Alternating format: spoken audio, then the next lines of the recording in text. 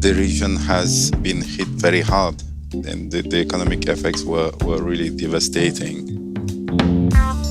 In this program, the economic prospects for Sub-Saharan Africa in the latest outlook. And what we have seen is that in just a few months, this crisis has essentially jeopardized years of hard-won development gains. Papa Njai, the head of the Regional Studies Division in the African Department of the International Monetary Fund. And welcome to this IMF podcast. I'm Bruce Edwards. The global pandemic has put intense pressure on economies across Sub-Saharan Africa. Many governments are struggling to maintain macroeconomic stability while also meeting the basic needs of their populations. Papa Njai heads the IMF's economic outlook for the region. He says Sub-Saharan Africa's economy will see its worst contraction on record this year, bringing real per capita incomes down to 2013 levels. So it looks like infection rates are actually considerably lower than in other parts of the world, but it certainly has disrupted, this pandemic has certainly disrupted lives and economies across the region. How has it played out since we last spoke in April? On the health side, the infection rates in the region have been relatively low compared with other countries in the world. But we should be a bit cautious about these numbers because they could reflect the limited testing capability of countries in the region. So our view is that there's just no scope for complacency. We don't know how the pandemic will evolve going forward. We've seen in advanced economies repeated outbreaks, which suggests that it could remain a real concern for some time to come. And so how has that played out economically? On the economic front, this crisis has been devastating. In just a few months, the crisis has jeopardized years of hard-won development gains and upended the lives and livelihoods of millions of people in the region. Countries now are reopening their economies and looking for policies to restart growth. There is, in the high-frequency data, some indication that the worst has passed in terms on the economic front and that the situation is improving and will continue to improve in the second half of the year. So overall, we expect growth in 2020 to contract by 3%. And this is not very different from what we had back in June, in the June Regional Economic Update. In 2021, we expect growth to recover to 3.1%. But this recovery is expected to be prolonged and uneven. The entire region is not expected to return to 2019 level of output until 2022. And for some of the region's largest economy, real GDP won't come back to pre-crisis level until 2023 or 2024. So just to give you a sense of what this means in per capita term, we are talking about cumulative output losses in 2020 and 2021 of about 4.5%, which is larger than in any other region. Wow. And so what are the worst hit sectors? Tourism-dependent sectors that rely a lot on human interactions have been hit hard. The restaurants, hotels, and we've seen consequently, the largest impact of the crisis on tourism-dependent economies. Other commodity-dependent countries like oil and other commodities have also been hit hard. But no countries in the region will be spared. Even the more diversified countries will see a significant decline in growth because of this crisis. And the impact indeed runs very deep into the economies throughout Sub-Saharan Africa. And the outlook suggests that it may literally turn the clock back decades on some of the aspects of development like poverty reduction and life expectancy. Yeah. What will it take to put things back on track? Limited resources for policymakers in countries in the region means that they will face really very difficult choices. Both fiscal and monetary policy will have to balance the need to boost the economy against the need for debt sustainability and external stability. Financial regulation and supervision will have to help the banks that are affected by the crisis without compromising the financial stability of the country and the financial system's ability to support long-term growth. So, and all these efforts will need to be balanced against the need to maintain social support while preparing the ground for sustained and inclusive growth over the long term. So, but navigating really this complex environment will require significant help from the external community, from the international community, and from the private sector. As in help in financing terms. In financing, that's right. The region is likely to face financing gaps of about 290 billion between 2020 and 2023. And so without assistance, most countries will struggle to maintain macro stability while meeting the basic needs of their people. And this is why the fund has acted swiftly during this crisis. In just a few months, it disbursed about 16 billion, or 12 times what it typically disbursed in the region before the crisis. And it also provided significant assistance to the poorest members through its catastrophe containment and relief trust fund. On top of it, you have the G20 that has come forward with some relief, providing some debt service relief through the DSSI.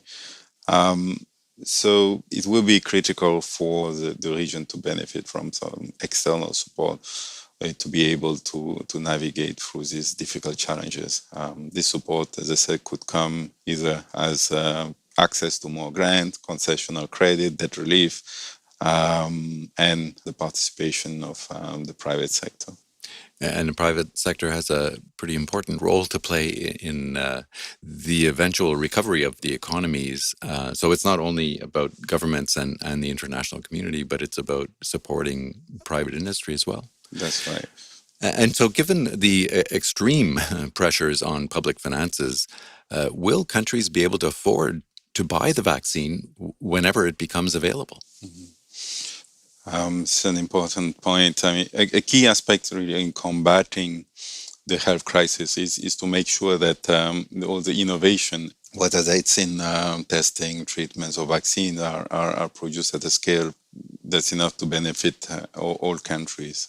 And in this regard, things like advance purchase commitments for vaccines that are in the trial could help spur this process. For manufacturers, especially those who are hesitating to take the upfront cost. But it will be also important, some multilateral cooperation will be important here to provide help to all countries, especially low-income countries and countries in Sub-Saharan Africa, to help them distribute doses and get vaccine doses and get the vaccines at affordable prices. It's not just also the vaccines, but all the know-how, the logistics as well that go with it.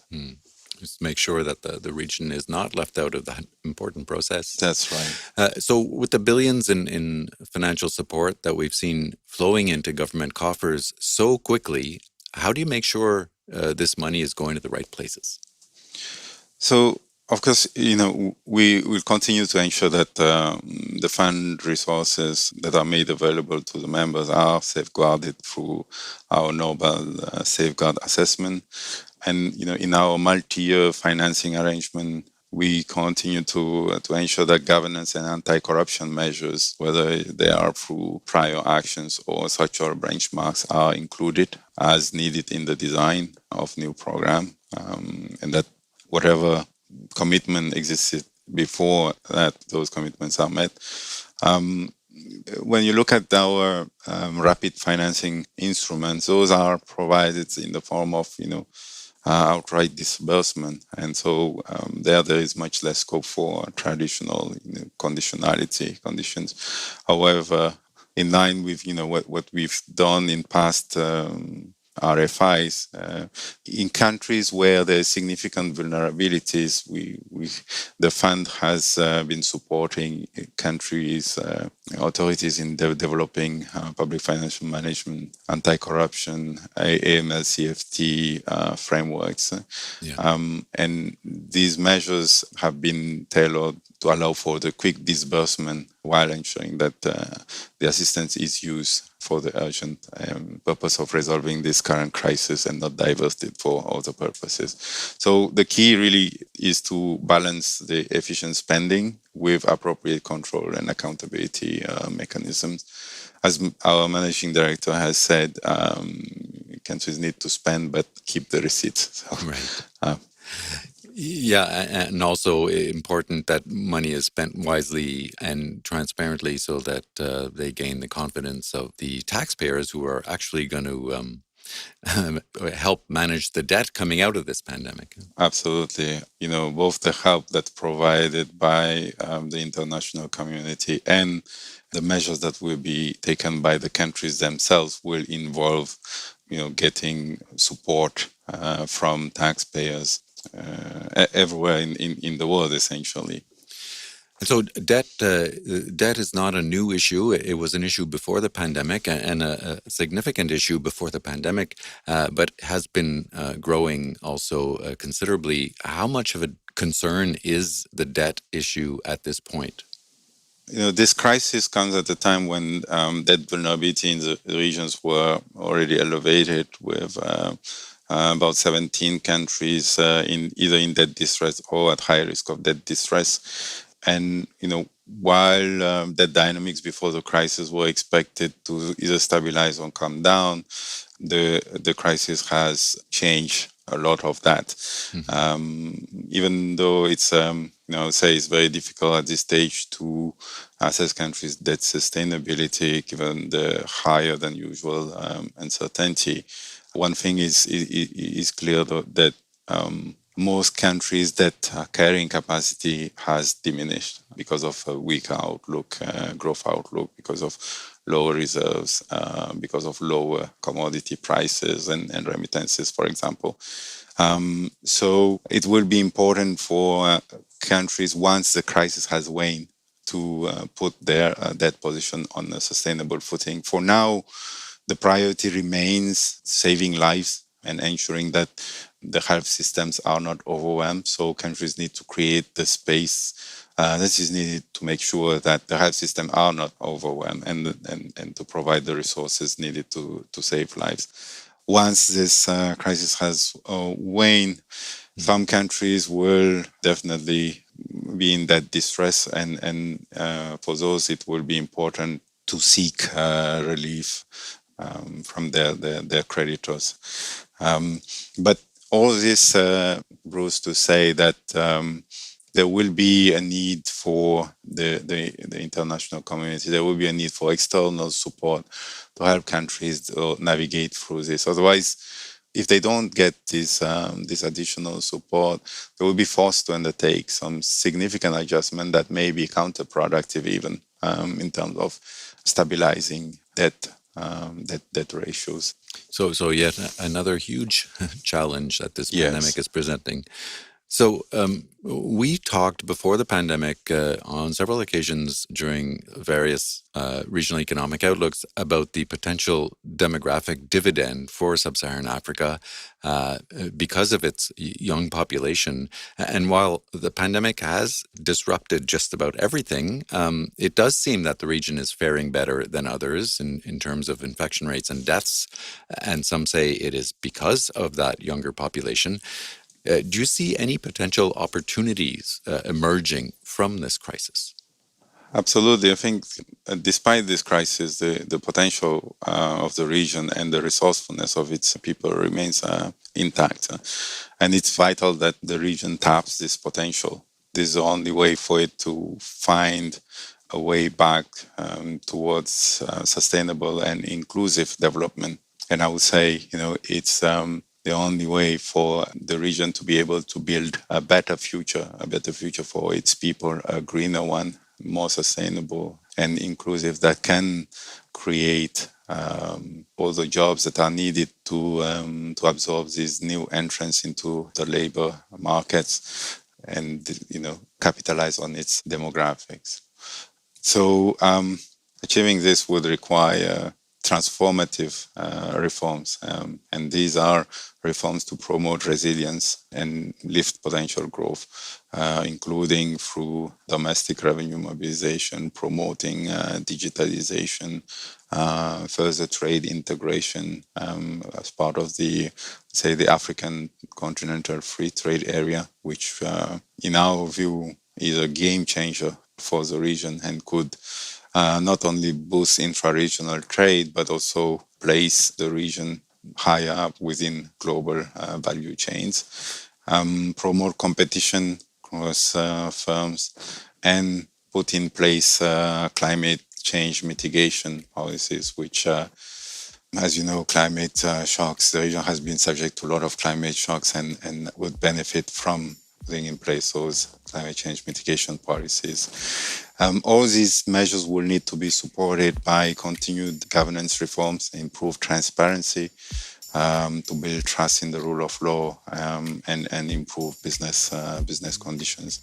And this will help countries capitalize on their demographics and catalyze the external support that they need to close these large financing gaps that the COVID-19 crisis has created.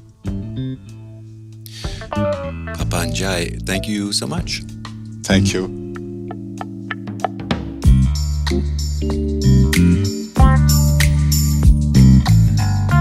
Papa Njai heads the Regional Studies Division in the IMF's African Department. You can read the latest regional economic outlook for Sub-Saharan Africa at imf.org.